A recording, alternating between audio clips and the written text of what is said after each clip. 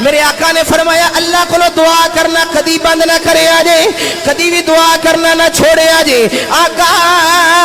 کس طرح دعا کریے؟ میرے آقا نے فرمایا اپنے گھٹنے دے بل بیٹھ جاؤ، دونوں ہتھاں نوں اٹھا کے اللہ دی بارگاہ چ دعا کرنی ہے تے رو کے کہنا مولا دس میرا کوئی اور اللہ ہے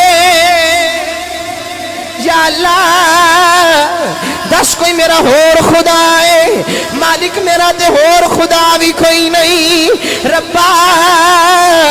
میرا اور کوئی رب نہیں، تو لا شریک ہے، وحدہ لا شریک ہے، مالک تیرے جیا کوئی بھی نہیں۔ رو کے آکھے مولا